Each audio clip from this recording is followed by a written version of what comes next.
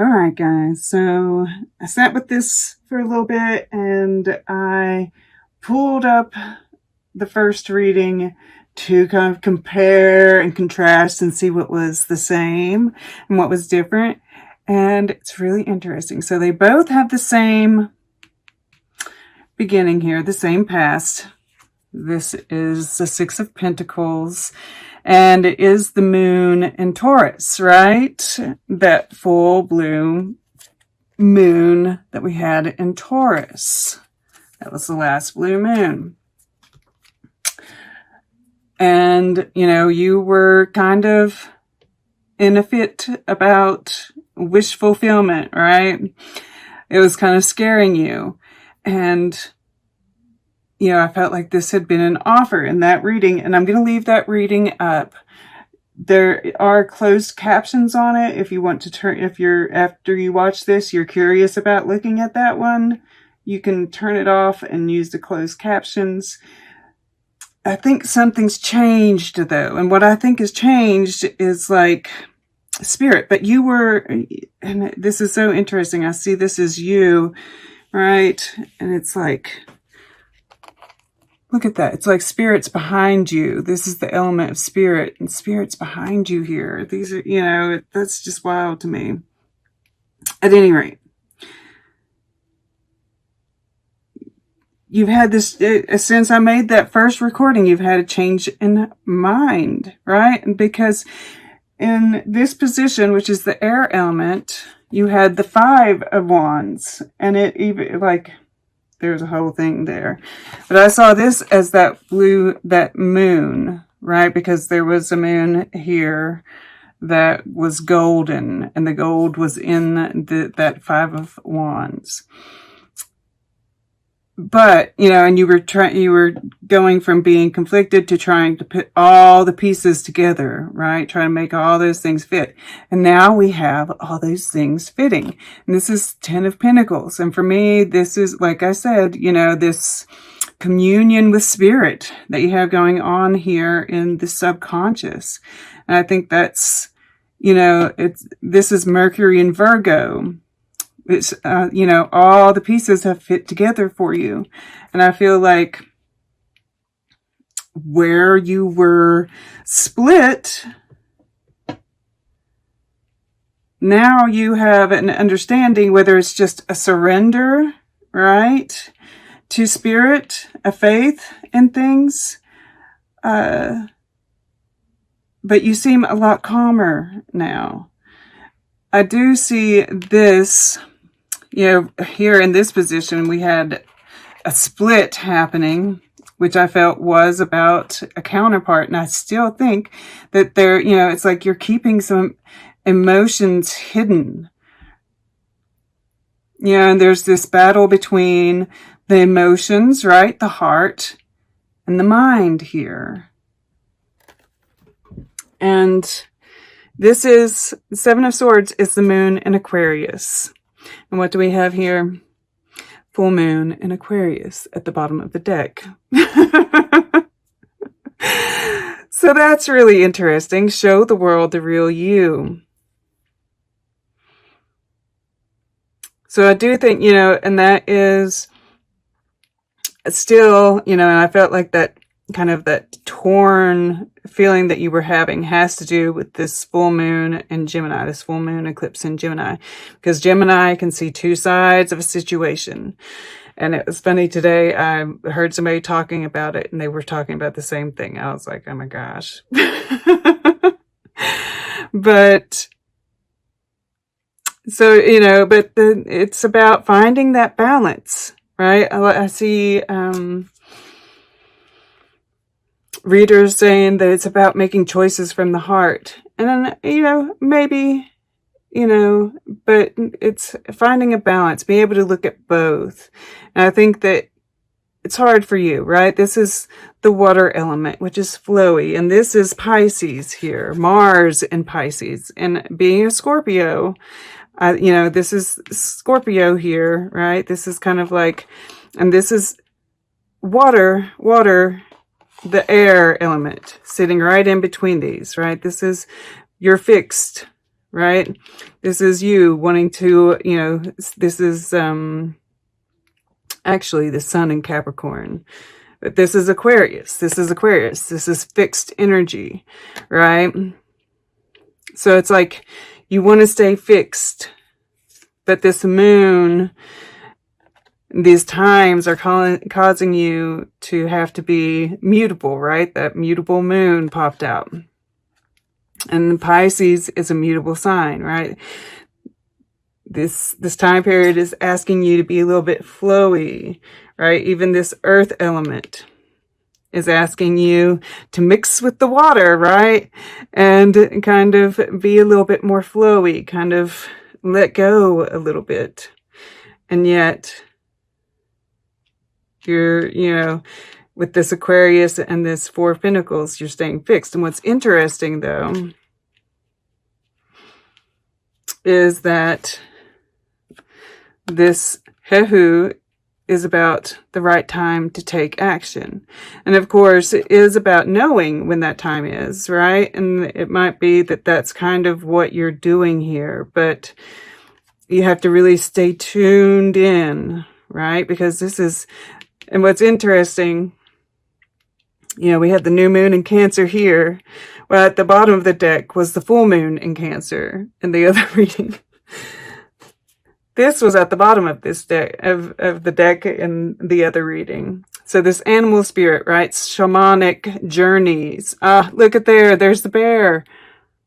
The bear is, I think, a animal spirit guide for you during this period, as are crows, right? Pay attention to how many crows you see, right? There are messages in that. And this is, you know, the future position. Yeah, we start out with this give and take, right? Harmony, peace. And I feel like this is what this Two of Swords is in the future as well. It is the moon in Libra, so there's more of that moon energy. And I feel like this is you, like, listening to your spirit guides, right? She has a little smile on her face, and she's all in black, very Scorpio, I feel. And listening to that intuition, staying peaceful, because there's going to be, you know, all kinds of things going on around us, right? Having that balance, having that peace of mind is going to be paramount, is the word that comes to mind. All right. So, you know, I talked about it a little bit, but yeah, and this, of course, is that transformation, right? That we're going through. And part of that is becoming, you know, a little bit more malleable. And I think that's your intentions, right? This is what you're working towards. Grounding yourself. Changing, right? Being, and it's interesting that we have this, you know, this is like you're inside this cloak here, right? Kind of getting blown around, but staying grounded at the same time. And watching, right? In this position, there was very, you know, it was the witness. And, you know, I see this as very much, you know, being the witness. Just kind of seeing this new world take shape, right? You're like reflecting back the world and what's going on. And below, you know, this is spirit. I mean, like, I think that this is kind of like completing, you're completing some cycle, right? With the death and rebirth, with the Ten of Pentacles here, with the Ten of Cups here, with eternity here, right? And it's about past lives, right? And I do think you've done some healing for ancestors and family. And I think that's, you know, right here too. I really do. This is the week of Thanksgiving, right? This is family. This is like being emotionally present, but I mean, it's also, I can't help but feel like you're kind of repressing some emotions here. I think you'll be all right, though. Yeah. Find a creative outlet to express them. Yes. But yeah, you're speaking to spirit. Spirit is guiding you, right? Listening to that inner voice. I feel, and it's grounded. Like, I love that this grounding is up here, all across this top, kind of like really supporting this reading. And this is you in the earth element. And, you know, it's you. And once again, you know, you're very tuned in to spirit, listening to the guidance. I mean, like, this is down below, right? The star and the Queen of Cups, and both are looking up, connected to this spirit and 10 of Cups down here. And I think you're feeling pretty good. Whereas before, there was, you know, you were okay, but it was kind of an effort. And this feels more effortless.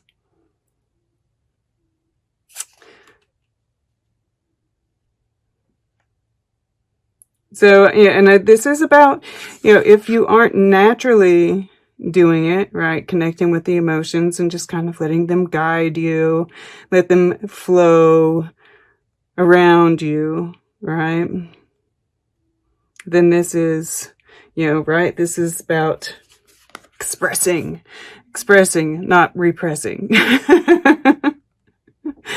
And look, this kind of turquoisey color is all over this. You'll see that? I hope that comes through. Because it's very subtle, yet it's there.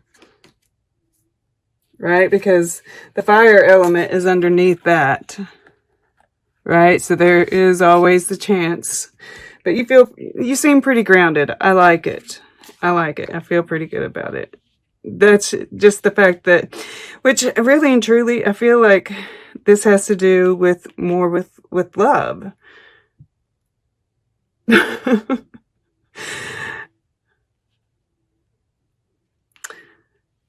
You know, this Four of Pentacles here. And, you know, this was where the Knight of Cups was. And I feel, you know, like, you know, in this position, you had the Nine of Cups. And it was like, here you had the Knight of Cups, right? There was a bit of an expression of the emotions. And I feel like that is where things have changed a little bit too. It's like, you're better on the family front, but you've kind of closed up more. Oh, huh. As I'm saying that, it's kind of like, right, maybe this person isn't accepted by your family. You do seem more content here. More in line with spirit. And maybe this just isn't the right time for it. Right? It's like, you know, and I feel like this, it's funny. And the other one, it was the offer was being accepted, right? It was here and it was over here, right? With the King of Pentacles. And now it's this one that you kind of already had, right? You already had this. This is family. This is spirit. And it's here too, right? So, and it's here. So, it seems to be really important to you to keep that secure. And that, you know, right now just isn't the right time. What you need, what you want requires a sacrifice. And the sacrifice would be something to do with your family. It's coming together now. It's coming together now. So, but you're holding on to it just the same, right? It's important to you. You know, right? That's the heart chakra. The Four of Pentacles, right? Well, not the Four of Pentacles necessarily, but sometimes the four. Four is the fourth chakra. And you're just, you know, you're really tuning into, you know, this is the water element. You're really tuning into that for guidance, right? It goes right along with this. Listening to your inner guide, listening to spirit, and holding off on any action, right? I feel like, or if you are taking action, you're not telling anybody about it. And if that's the case, that could be what's, you know, kind of, you know, leading to more of the split in the future as well, right? It can be both. That's that Gemini energy.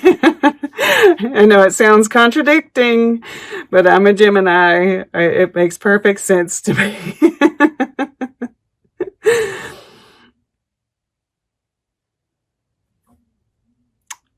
Yeah. That's it. Finally, it makes sense. Okay.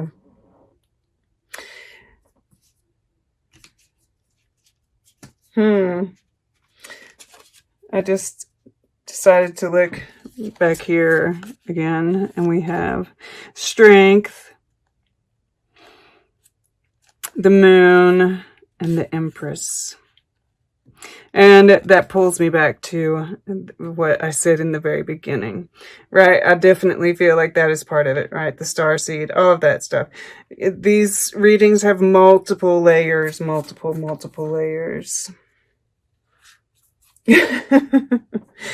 That was just one that needed to come out there, just quickly, right? Okay, let's get a piece of art.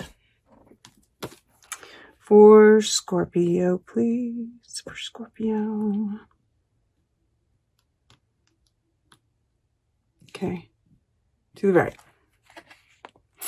Portrait of a degenerate artist. Yeah, I definitely, you know, this is like, I always get Aquarius from this. And he did this in response to, like, you know, the Hitler, calling certain types of art degenerate, right? And so he did this self-portrait of a degenerate artist. And I just get kind of, you know, this feeling of people shunning, right? The shunning of the spiritual, right? I get looked at like I'm crazy by my family, but you know. But so I feel like this is kind of like, just embrace your weirdness, right? That's part of this star energy. Show the world the real you. Don't let pride get in your way. It's time to release negativity. Look, all of these are full moons. This is about release here and this new start. And underneath that was believe in the impossible, right? All right, I'm going to go just a little bit further here because I was just curious, and we got full moon in Pisces, right? This 10 of Cups here. And then new moon eclipse. Expect powerful change. The next new moon is a new moon eclipse in Sagittarius, who also I have to do next. But yeah, so this is, you know, the age of Aquarius that we're getting ready to enter into, right? And this is what we're leaving behind, right? This kind of pomp and circumstance to a more, I want to say, grounded, real, funky world. I like it.